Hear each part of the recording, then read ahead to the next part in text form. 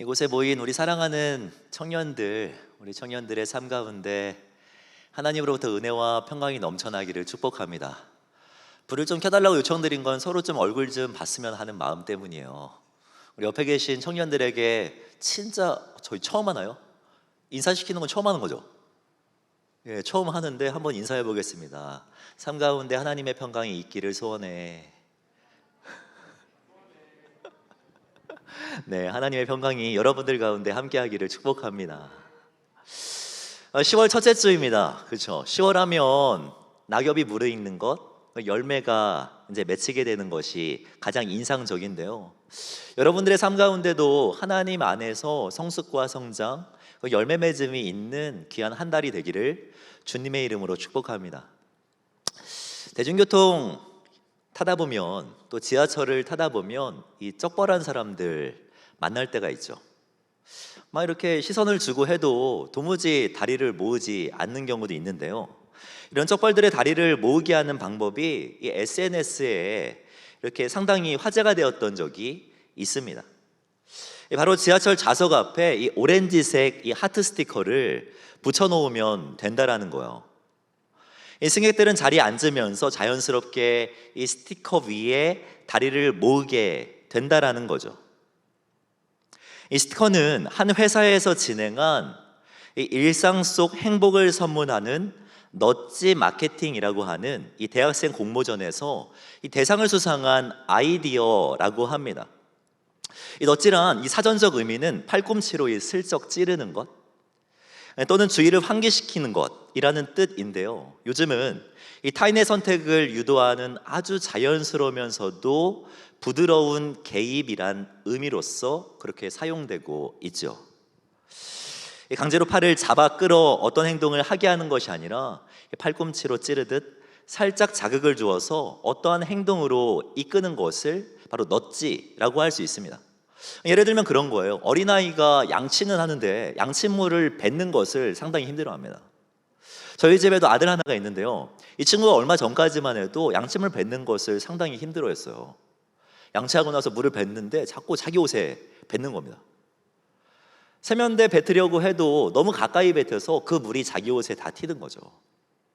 근데 이 문제를 해결하는 데 필요한 것은 물고기 모양의 스티커 단 한 개였습니다. 사진에 작게 보이시면 저 빨간색 그 물고기를 세면대 안쪽 부분에 붙여놓고, 도준아, 이 물고기는 물을 상당히 좋아해. 물이 필요하지 않겠니? 라고 설명을 해주었습니다. 그랬더니 양침을 뱉는 것을 어려워하던 그 문제가 해결된 거예요. 이런 걸 넛지라고 할 수 있습니다. 직접적인 말 없이 아주 자연스럽고 부드럽게 행동으로 이끄는 힘, 이것이 넛지라고 할 수 있죠. 저는 예수님이야말로 이 넛지를 정말로 잘 사용하셨던 분이라고 생각합니다. 얼마 전에 말씀을 나누었던 것처럼 듣지 못하고 말하지 못하는 사람을 고치면서 이 터치를 사용하시면서 사랑을 하되 상대방의 입장에서 사랑해야 한다는 것을 너무나도 자연스럽게 가르쳐 주셨죠.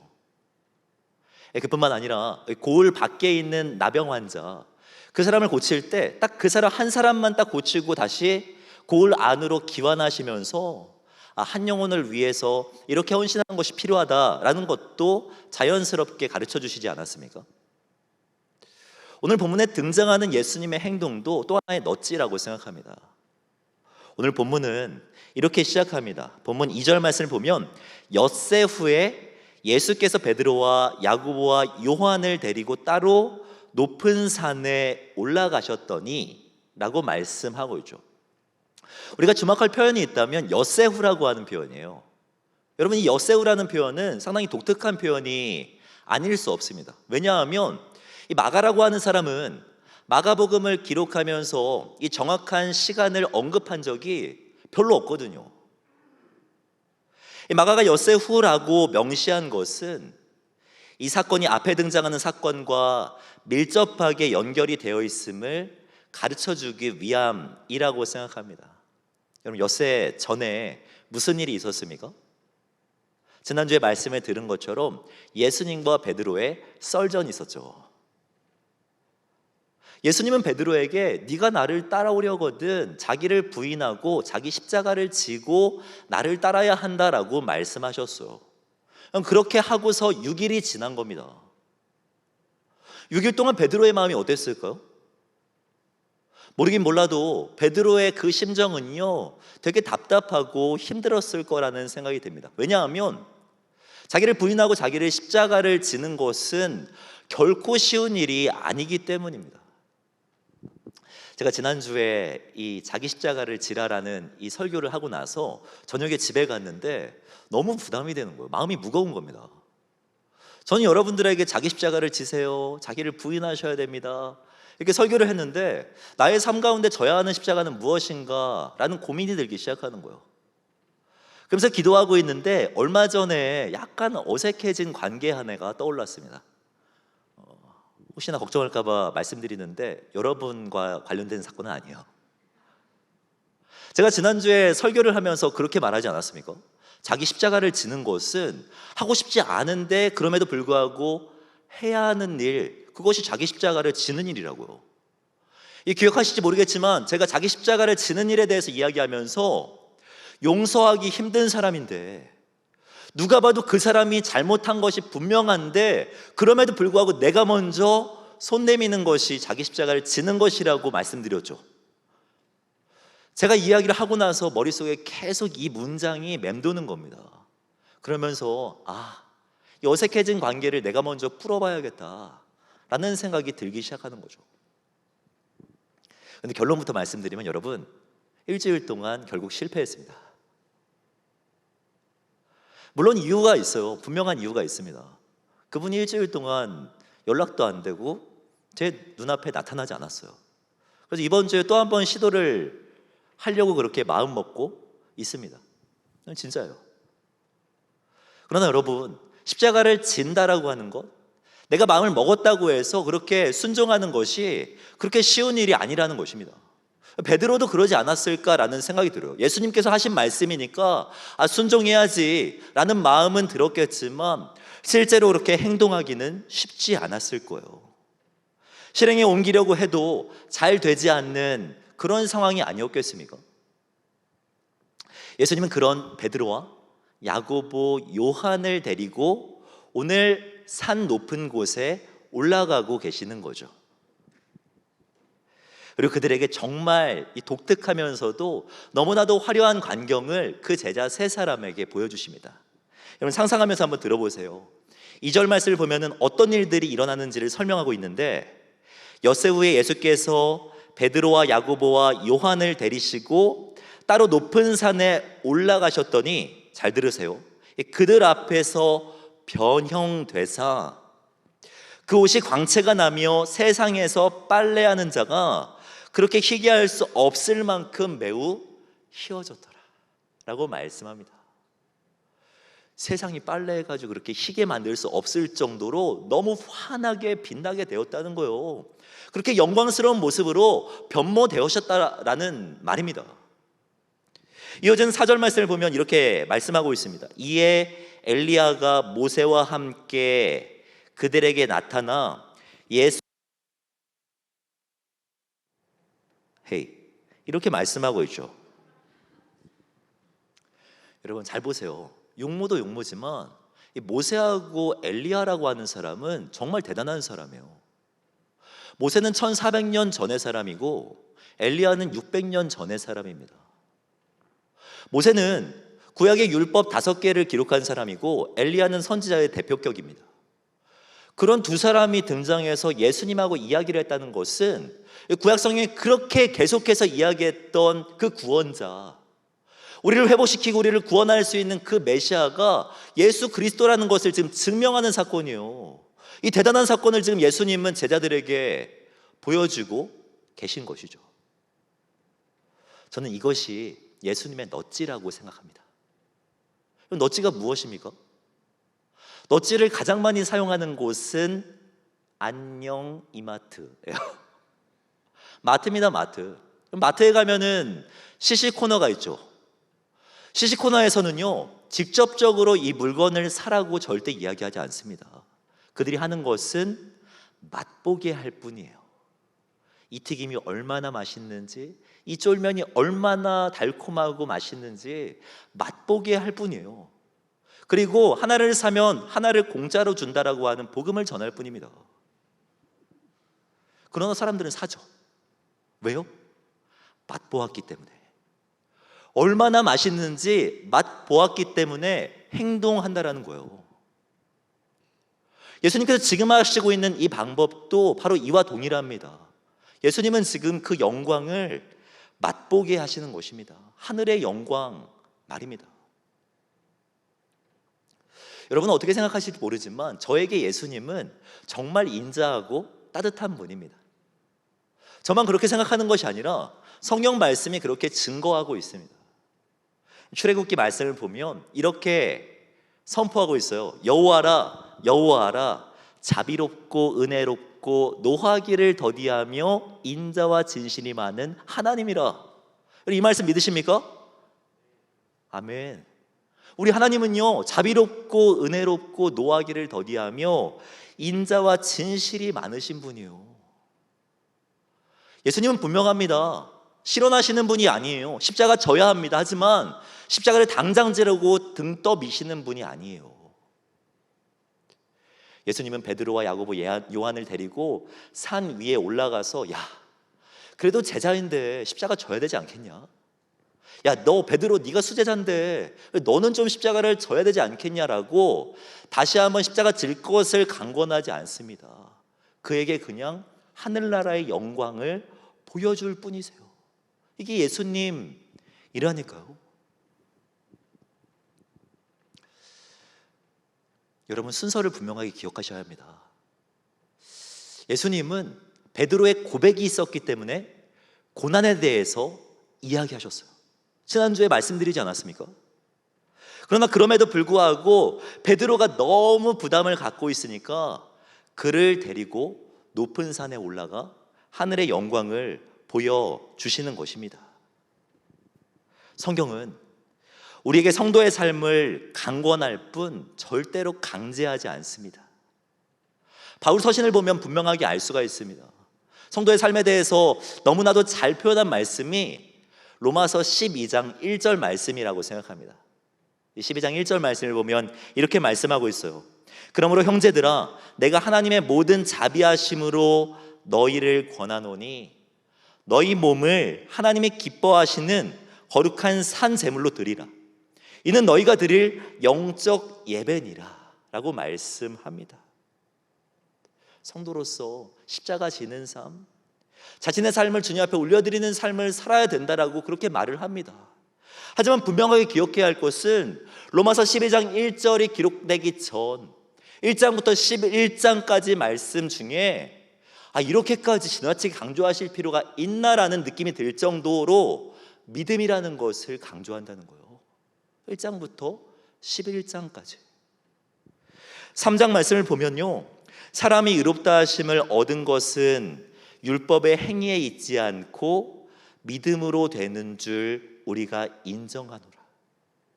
5장 말씀 보면 그러므로 우리가 믿음으로 의롭다 하심을 받았으니 우리 주 예수 그리스도로 말미암아 하나님과 화평을 누리자. 이런 믿음에 대한 말씀을 하신 다음에 12장에 그러므로 너희는 너희 몸을 하나님께서 기뻐하시는 산 제물로 드려야 하지 않겠니? 라고 말씀하신다고요. 에베소서의 구조를 보아도 동일합니다. 2장과 3장에서 은혜에 대해서 강조하세요.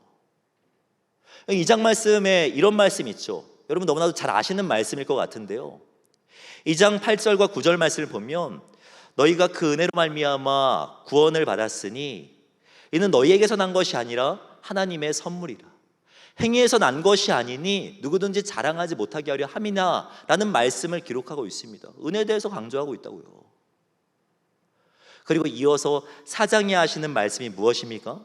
4장 1절을 보면 그러므로 주 안에서 갇힌 내가 너희를 권하노니 너희가 부르심을 받은 일에 합당하게 행하라 라고 말씀하고 있죠. 여러분, 이 순서를 기억해야 합니다. 행함은 믿음이 있을 때 가능하며 성화라는 것은 의롭다 칭함을 받은 사람이 살아갈 수 있는 거예요. 고난은 영광을 목격할 때 감수할 수 있는 것이며, 부활이 있음을 믿을 때 십자가 지는 삶을 살아갈 수 있다라는 거예요. 우리의 공로, 우리의 행동이 아니라 그 영광이, 하나님의 그 은혜가 우리를 십자가 지는 삶으로 인도한다라는 것이죠. 여러분, 영광을 맛본 사람은 분명 달라지게 되어 있습니다. 영광을 맛본 사람은 세상 속 그리스도인으로 살아갈 수 있는 동력을 얻게 되어 있어요.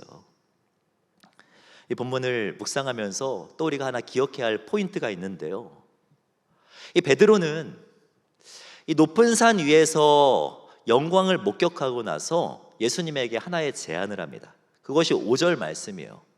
5절을 보면 베드로가 예수께 구하되 라비여, 우리가 여기 있는 것이 좋사오니 우리가 초막셋을 짓되 하나는 주를 위하여, 하나는 모세를 위하여, 하나는 엘리야를 위하여 하사이다 라고 제안을 합니다. 쉽게 말하면 그 높은 산의 그 영광이 너무나도 기쁘니까 거기에 살자는 거예요. 초막을 짓고 거기에 머물자라는 것입니다.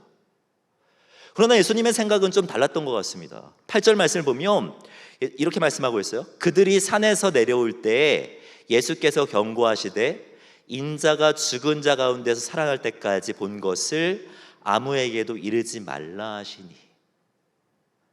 무슨 말입니까? 베드로는 그 산 위에 머물고 싶어 했는데 예수님은 산 아래로 내려오셨다라는 거예요. 그 이유가 무엇입니까? 이유는 분명합니다. 산 아래에 할 일이 남아 있었기 때문입니다. 해야 할 사명이 있었고 해야 할 일들이 남아 있었기 때문에 예수님은 산 아래로 내려오시죠. 이 본문의 이 말씀을 너무나도 그림으로 잘 표현한 화가가 있습니다. 이태리 화가 라파엘로 산초라고 하는 사람인데요, 그의 그림 중에 이 그리스도의 변용이라고 하는 그림이 있습니다. 바로 이 그림인데요, 이 그림은요, 이 라파엘로의 유작입니다. 37살에 생을 마감할 때 그 옆자리에 놓여져 있었던 그림이 이 그리스도의 변용이라는 그림입니다. 저는 이 그림을 보면서 이 본문의 이 방향성을 너무나도 잘 담아냈다라는 생각이 들더라고요. 그림을 보면 예수님께서 영광스럽게 변모되시는 모습이 잘 표현되어 있지 않습니까? 그러나 그 영광스러운 모습, 이 표현한 이것보다 더 많은 그런 위치, 더 많은 공간을 차지하고 있는 곳은 산 아래에, 여러분 오른쪽 아랫부분을 보면 잘 안 보이시죠? 보면은 간질 때문에 앞이 보이지 않는 사람을 그려놨어요. 그뿐 아닙니다. 그 간질에 걸린 사람을 데리고 온 아버지도 등장합니다. 뿐만 아니라 그 병을 좀 고쳐주시옵소서, 이 간절한 마음을 가지고 예수님 앞에 나온 기도하는 사람들도 기록되어 있어요.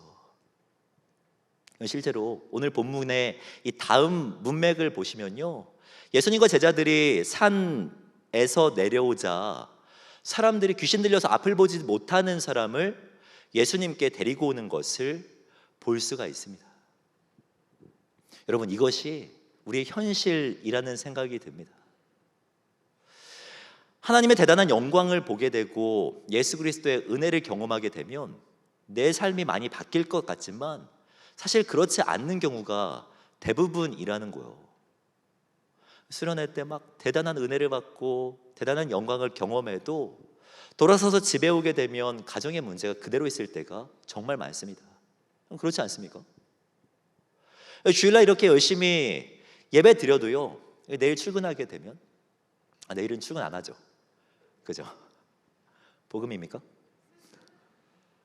화요일날 출근하게 되면 그렇게 원치 않았던 그 사람, 여러분 여전히 그대로 남아있을 수 있어요. 아침에 큐티하고 말씀을 묵상해도 여전히 세상은 혼란스러울 수 있어요. 그렇다는 겁니다. 이게 현실입니다. 하지만 여전히 세상은 혼란스럽고 그대로 변하지 않는 것 같지만 적어도 영광을 본 그 사람은 변하죠. 산 위의 영광을 경험하고 하나님의 그 은혜를 경험한 그 사람의 마음과 생각은 분명 여러분 변하게 되어 있습니다. 베드로, 야고보, 요한, 이 세 사람이 하나님의 영광을 보게 되는데요, 여러분, 이 세 제자가 어떠한 결말을 맞이하게 되는 줄 아십니까? 야고보는 예수님을 따르다가 결국 순교해요. 베드로도 동일하게 순교합니다. 요한도 예수님의 사랑받는 제자로 계속해서 살아가다가 이 반모섬이라는 곳에 유배까지 당하게 됩니다. 결국 이 세 사람은요, 십자가 지는 삶을 살아가게 된다라고요. 여러분, 세 제자가 십자가 지는 삶을 살아가는 힘이 되었던 것 중에 하나는요, 그 높은 산 위에서 영광이라고 확신합니다. 여러분, 성도가 살아가는 것은요, 이 땅에서의 노하우 때문이 아닙니다. 지혜 때문이 아니에요. 성도는 산 위에서의 경험으로 살아가는 것입니다. 산 위에서의 그 은혜로 말미암아 이 땅을 살아갈 수 있는 거예요. 오직 의인은 믿음으로 말미암아 살리라 라고 성경은 분명하게 말씀하고 있습니다. 세상 속 그리스도인으로 살아가기 위해 필요한 것이 있다면 여러분, 높은 산을 올라가는 것입니다. 높은 산에 오를 때 성도로서 살아갈 동력을 얻게 되고, 높은 산의 경험이 세상으로 나아갈 용기를 우리에게 허락하는 것입니다. 여러분에게 질문하고 싶습니다. 여러분에게는 높은 산이 있습니까? 일주일을 살아가면서 얼마나 높은 산을 오르면서 살아가고 있습니까? 높은 산이라고 해서 인왕산 등반하라는 말이 아닙니다. 여러분, 높은 산의 상징적인 의미는 무엇이냐면 하나님께 가까이 간다라는 의미예요. 우리가 주목할 것이 있다면 여기 높은 산이라고 하는 이곳은요, 학자들마다 모두 다 헤르몬 산이 분명할 것이다 라고 이야기를 합니다. 이 제자들의 동선을 고려했을 때 예수님과 제자들이 올라간 그 산은요, 분명 헤르몬 산이었을 것입니다. 저도 그렇게 믿고 있어요. 하지만 마가는 헤르몬 산이 아니라 높은 산이라고 이야기하고 있어요. 왜? 높은 산의 상징적인 의미는 세상과 가장 먼 곳을 의미하며 하늘을 기준 삼았을 때 가장 가까운 곳을 의미하기 때문에, 그러니까 높은 산은 하나님과 가장 친밀해질 수 있는 그 장소, 그 시간을 말한다라는 거예요. 뿐만 아니라 높은 산이란 어떤 의미가 있냐면 예수 그리스도를 만나는 자리라는 의미가 있습니다. 제자들이 되게 많은 것들을 경험하잖아요. 근데 시간이 지나자 무엇만 남냐면 예수 그리스도만 남는 것을 볼 수가 있어요. 그럼 8절 말씀을 보면 문득 둘러보니 아무도 보이지 아니하고 오직 예수와 자기들 뿐이었더라 라고 말씀하고 있죠. 모든 영적인 체험들, 신비한 경험들 다 사라지고 마지막에 예수 그리스도만 남았다라는 거예요. 높은 산이란 하나님과 친밀해질 수 있는 장소이며 예수 그리스도를 만나는 시간을 말합니다. 여러분, 여러분의 높은 산은 어디입니까? 수요일, 금요일 예배당을 찾는 것 높은 산일 수 있어요. 우리 임원들이 이제 말씀 읽고 말씀 필사하는 그런 챌린지를 준비했던데, 여러분 이제 한 2주 정도 뒤에 진행되는 그런 말씀 묵상, 말씀을 읽는 것, 매일매일 큐티를 진행하는 것, 이것도 높은 산일 수 있습니다. 그리고 오늘부터 시작되는 무엇입니까? 제자훈련. 오늘까지는 받아요. 이따 LTS, FTS 할 때 여러분 신청하지 않아도 그냥 오셔도 됩니다. 여러분, 이것도 우리의 높은 산일 수 있습니다. 이 높은 산이 우리에게 분명 영향을 준다라는 거예요. 우리 가장 보편적인 높은 산은요, 주일날 이 시간에 함께 예배하는 이 장소라고 생각합니다. 지금 이 시간 말입니다. 저는 모태신앙으로 사실 주일날 빠져본 경험 제 기억 속에는 없어요. 자신 있게 말할 수 있는 건 한 번도 빠져본 적 없는 것 같습니다. 진짜요. 진짜요. 어렸을 때는 부모님의 영향 때문에 교회에 빠지지 않고 나갔던 것 같아요. 여러분도 그랬잖아요. 그렇죠? 이 통계에 따르면 지금 청년부에 있는 사람의 80%가 모태신앙이라고 하는데 여러분도 그러지 않습니까? 근데 20살 넘어가지고 청년 때도 교회에 빠지지 않고 열심히 나갔던 건 전적으로 제 의지입니다. 근데 제가 주일에 대해서 비중 있게 생각하고 빠지지 않았던 이유가 무엇이냐면 예배팀 교육 받을 때 제가 보았던 이 책 때문입니다.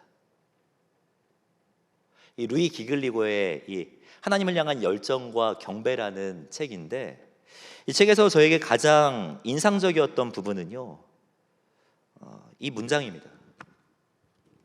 이 루이 기글리오는 그러니까 하나님이 자신에 대해 더 가치 있게 느끼시기 위해서 경배를 요구하신다는 것이 아니다. 결코 아니다. 그분은 이미 더 이상 높아질 수 없는 분이시다. 그분은 항상 지극히 높으시다. 그리고 앞으로도 영원히 그러하실 것이다 라는 문장, 저는 이 문장을 읽으면서 너무나도 충격적이었습니다. 저는 20대 초반까지 예배를 드리면서 나에게 유익되는 건 인정하겠는데 하나님에게도 어느 정도 유익이 되는 거 아닌가라는 생각을 가지고 있었어요. 내가 헌금하면, 내가 정말 찐으로 하나님을 예배하고 찬양하면 하나님도 조금이라도 더 기뻐하시겠지, 조금이라도 더 미소 지으시겠지, 유익이 뭔가 되겠지 라는 그런 생각을 가지고 있었거든요. 근데 아니라는 거예요. 하나님은 이미 충만하셔서 더 올라가시거나 더 충만해지실 수 없는 분이라고 이야기합니다. 물론 예배가 하나님께 영광 돌리는 것은 맞습니다. 하지만 유익되는 부분에 있어서 하나님께 조금이라도 유익되느냐? 아니라는 겁니다. 이 책에서 이야기하는 게 그거예요. 제가 이 문장을 읽으면서 그렇다면 질문이 생기기 시작한 거예요. 그렇다면 누구에게 유익이 되는 걸까? 이런 고민을 가지고 이 책을 읽어가는데요, 루이 기글리오는 이렇게 말을 하더라고요. 그분이 당신을 찾으시는 이유는 그분이 하나님이시기 때문이다. 그리고 그분은 그러니까 여러분들이 하나님 없이 살 수 없다는 사실을 잘 알고 계시기 때문이다 라고 말을 하죠. 여러분, 예배란 하나님께 유익이 되는 것이 아니라 전적으로 나에게 유익이 된다는 거예요. 하나님께 필요한 것이 아니라 전적으로 우리에게 필요하기 때문에 우리는 매 주일 모여서 하나님을 예배해야 한다라는 겁니다. 여러분, 높은 산에 올라가 참되게 예배하며 은혜를 받을 때 삶 속에서 예배자다운 삶을 살아갈 수 있는 거예요. 높은 산 위에서 하나님의 임재를 경험하고 그 뜨거운 은혜를 체험할 때 성도다운 삶을 이 땅 가운데 살아갈 수 있는 것이죠. 높은 산의 그 경험이 우리를 살게 하는 것입니다. 이 시대의 성도들, 이 시대의 예수 믿는 청년들이 능력 없다라는 말들을 참 많이 합니다. 여러분, 우리가 능력 없는 삶을 살아가는 것, 그리스도임에도 불구하고 예수 믿는 청년이라고 고백은 하지만 삶 가운데 드러내지 못하는 그 이유가 무엇입니까? 세상이 험해졌다고요? 세상이 혼란스러워졌다고요? 여러분, 분명한 건 예나 지금이나 동일하게 혼란스러웠어요. 우리가 정말 이 땅 가운데 그리스도인다운 삶을 살아가지 못하는 이유가 무엇이에요? 저는 그 이유 중에 하나를 우리가 너무나도 바쁘기 때문이라고 생각합니다. 너무나도 분주하기 때문이에요. 높은 산에 등산할 만한 그 여유조차 찾지 못하는 그 분주함 때문이라고 생각합니다. 168분의 1이란 말 들어보셨어요? 168분의 1? 168이란 일주일을 시간으로 환산하면 168시간이에요. 일주일의 시간을 이야기합니다. 하지만 1은 무엇입니까? 예수 믿는 다음 세대가, 예수 믿는 한국교회 성도들이 일주일에 하나님을 찾는 평균적인 시간이 1시간이에요. 168분의 1. 여러분, 교회교육 학자들은요, 능력 없는 성도의 원인을요 168분의 1이라는 이 숫자에서 찾습니다. 일주일에 여러분 168시간 살아가면서 말씀 기도하는 거, 예배 드리는 거 진짜 죄다 합쳐서 1시간밖에 안 되는데 어떻게 고난을 감당합니까? 어떻게 고난을 감당해요? 168분의 1 가지고는 세상을 살아갈 수 없다라는 거죠. 여러분, 정죄하는 게 아니에요. 누구보다 여러분의 마음을 공감합니다. 너무나 바쁜 여러분들의 그 삶, 청년의 시기 너무나도 공감해요. 숨가쁜 현실이라고 하는 그 말 너무나도 공감합니다. 이번 주에 신방을 하다 보니까 20살인데요, 삶이 너무 빡세대. 근데 그 말이 진짜 너무나도 공감이 되는 거예요. 전화 통화상으로는 티가 안 났겠지만 진짜 눈물이 핑 도는 겁니다. 전 여러분들의 그 분주한 삶을 너무나도 응원하고 싶어요. 열심히 분주하게 사셔서 잘 사시기를 바랍니다. 여러분, 힘들어도 분주한 삶 가운데 좀 버텨내시길 바래요. 예, 열심히 땀 흘리고 씨를 뿌리셔서 삶 가운데 정말 열매 맺는 그 은혜 또한 누리시기 바랍니다. 잘 사시기 바래요. 그러나 여러분, 정말 사랑하기 때문에 조언하는데, 아니, 하나님의 말씀이 그렇게 여러분들에게 가르치고 있는데, 정말 잘 살기 위해서는 산 위에 올라가야 된대. 산 위에 올라가는 시간들이 더 많이 필요하다라고 이야기합니다. 성도는 노하우로 사는 게 아니라, 소유로 살아가는 것이 아니라 산 위의 은혜로 살아가는 것입니다. 산 위의 경험으로 이 땅을 살아갈 수 있는 거예요. 여러분, 산 위로 조금 더 올라가는 저와 여러분들이 되기를 바랍니다. 일주일에 1시간만 예배에서는 절대로 영적인 근육이 생기지 않아요. 아무리 높은 산, 아무리 백두산이고 한라산이어도 1시간 등산하는 거 가지고는 절대로 근육이 생기지 않습니다. 여러분, 산 위에 올라가지 않고 있다면 그 시간을 가져가세요. 일주일에 1시간만 예배하고 있다면 그 시간을 더 가져가 보세요. 힘들어요. 시간이 더 부족할 수 있습니다. 더 지칠 수 있어요. 하지만 그 시간이, 그 산 위의 경험이, 그 산 위의 은혜가 여러분의 삶을 분명 변화시킬 것입니다. 이 시간 기도하며 나아갈 때 자신을 돌아보면서 이렇게 기도했으면 좋겠습니다. 우리는 얼마나 하나님의 영광을 사모하며 살았습니까? 그리스도의 그 은혜가 우리를 살게 한다는데, 그리스도의 그 은혜를 얼마나 사모하였습니까? 여러분, 우리의 무기력은 하나님의 영광을 경험하지 못했기 때문이며, 그리스도의 그 은혜를 잊었기 때문일 수 있습니다. 이 시간 기도하며 나아갈 때 주님을 더욱 사모하게 해달라고 기도했으면 좋겠습니다. 이 주일 함께 모여서 드리는 이 예배 시간 더욱더 사모하는 우리가 되게 하여 주시옵소서. 일주일에 딱 1시간만 주님께 집중한다면 30분이라도 1시간이라도 주님을 더 사모하는 우리들이 되게 하여 주시옵소서. 주님을 더욱더 찾고 주님 앞에 나아가는 우리들이 되게 하여 달라고 함께 기도하며 나아가도록 하겠습니다. 기도하겠습니다.